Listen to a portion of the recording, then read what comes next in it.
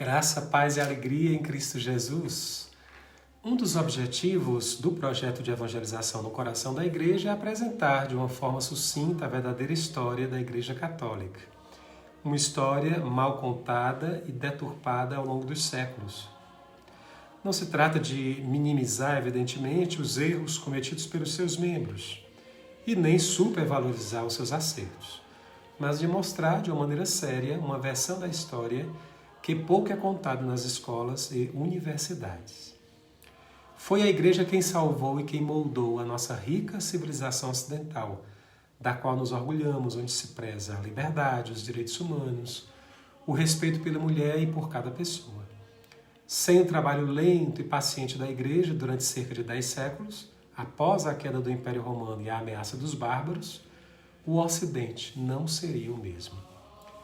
Foi esta civilização moderna, gerada no bojo do cristianismo, que nos deu o milagre das ciências modernas, a saudável economia de livre mercado, a segurança das leis, a caridade como uma virtude, o esplendor da arte e da música, uma filosofia assentada na razão, a agricultura, a arquitetura, as universidades, as catedrais e muitos outros dons que nos fazem reconhecer em nossa civilização a mais bela e poderosa civilização da história. E a responsável por tudo isto foi a Igreja Católica, diz o historiador americano Dr. Thomas Hood, PhD de Harvard, nos Estados Unidos.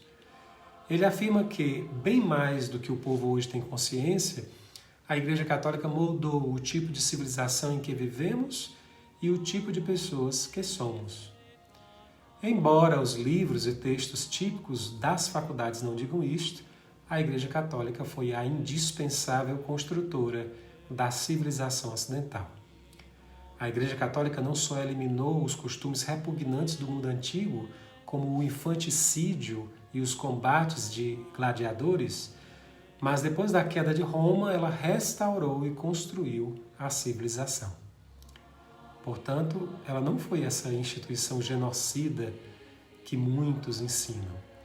Em sua obra, o Dr. Thomas Hood apresenta muitas referências de historiadores atuais que confirmam o trabalho da Igreja na construção da civilização ocidental. É preciso reconhecer que hoje existe no mundo um anticatolicismo. É dito aos jovens que a história da Igreja é uma história de ignorância, repressão, atraso e estagnação, quando a realidade é exatamente o contrário, como tem mostrado muitos historiadores. Nós precisamos saber distinguir entre a pessoa da Igreja, fundada por Cristo, divina, santa, e as pessoas da Igreja, que são seus filhos, santos e pecadores. Muito se exagera, por exemplo, sobre a Inquisição e as Cruzadas, e o que é pior, se quer fazer uma análise fora do contexto da época. Isto é um absurdo histórico. Ninguém pode entender um fato fora do seu contexto moral, social, psicológico, religioso, etc. da época. Um texto retirado do contexto se torna pretexto. E neste caso, para se atacar, denegrir e tentar destruir a Igreja Católica como se ela fosse vencível neste mundo. A maioria das pessoas reconhece a influência da Igreja na música, na arte e na arquitetura, mas a sua influência foi muito maior do que se pensa e se conhece. Muitos mal informados pensam que centenas de anos antes da época do Renascimento, século XVI, a Idade Média, foi um tempo de ignorância e repressão intelectual, sem brilho, como se fosse um tempo negro, onde se imperou somente a superstição e a magia. Como se, em nome de Jesus Cristo, a ciência e o progresso fossem banidos. Nada mais errado. A Idade Média cristã foi, na verdade, um tempo de grande desenvolvimento religioso, cultural e artístico. A nossa civilização tem, na realidade, uma enorme dívida para com a Igreja, pelo sistema universitário, pelo trabalho de caridade realizado, pelo advento da lei internacional, pelo desenvolvimento das ciências, das artes, da música, do direito, da economia e muito mais. A Igreja Católica salvou e construiu a civilização ocidental. Com muita rapidez, os críticos da igreja levantam e expõem os erros dos seus filhos em todos os tempos, mas solenemente escondem as grandes realizações da igreja em prol da humanidade. Por exemplo, a contribuição da igreja para o desenvolvimento da ciência foi enorme. Muitos cientistas, não sei se você sabia, foram padres. Padre Nicholas Steno é considerado o pai da geologia. O pai da egiptologia foi o padre Athanasius Kircher. A primeira pessoa a medir a taxa de aceleração de um corpo em queda livre foi o padre Jean-Baptiste Riccioli. Padre Robert Boscovich é considerado o pai da moderna teoria atômica. Os jesuítas se dedicavam ao estudo dos terremotos, tal que a sismologia veio a ser conhecida como a ciência jesuítica. 35 crateras da Lua foram nomeadas por cientistas e matemáticos jesuítas.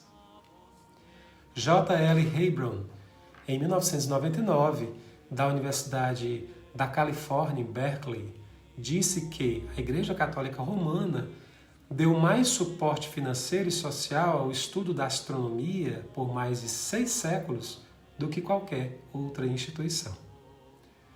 Woods afirma que o verdadeiro papel da Igreja no desenvolvimento da ciência moderna permanece um dos mais bem guardados segredos da história moderna. Foram os monges, por exemplo, da Igreja que preservaram a herança literária do mundo antigo, após a queda de Roma, diante dos bárbaros no ano 476. Os monges deram a toda a Europa uma rede de fábricas, centros de criação de gado, centros de educação, fervor espiritual. Uma avançada civilização emergiu da onda caótica dos bárbaros. Sem dúvida alguma, São Bento, o mais importante arquiteto do monaquismo ocidental, foi o pai da Europa. Os beneditinos e seus filhos foram os pais da civilização europeia. O desenvolvimento do conceito de lei internacional é atribuído aos pensadores dos séculos 17 e 18, mas, na verdade, surgiu no século XVI, nas universidades espanholas católicas, e foi o padre Francisco de Vitória, professor, quem ganhou o título de pai da lei internacional. A lei ocidental é uma dádiva da Igreja. A lei canônica foi o primeiro sistema legal na Europa, o que deu início ao primeiro corpo coerente de leis. Segundo Harold German, foi a Igreja que primeiro ensinou ao homem ocidental um sistema moderno de lei. A Igreja primeiro ensinou que estatutos, conflitos, casos e doutrina podem ser reconciliadas por análises e sínteses. A formulação dos direitos que surgiu da civilização ocidental não veio de John Locke e Thomas Jefferson, mas muito antes das leis canônicas da Igreja Católica. Alguns historiadores de economia antiga afirmam que a moderna economia surgiu com Adam Smith e outros teóricos da economia do século XVIII, mas estudos recentes estão mostrando a importância do pensamento econômico dos escolásticos da Igreja, particularmente os teólogos católicos espanhóis dos séculos XV e XVI. O grande economista Joseph Schumpeter considera que esses pensadores católicos foram os fundadores da ciência econômica moderna. É importante que você saiba disso. Nós somos a Igreja de Cristo e nós não nos envergonhamos de nossa história. Tudo por Jesus, nada sem Maria.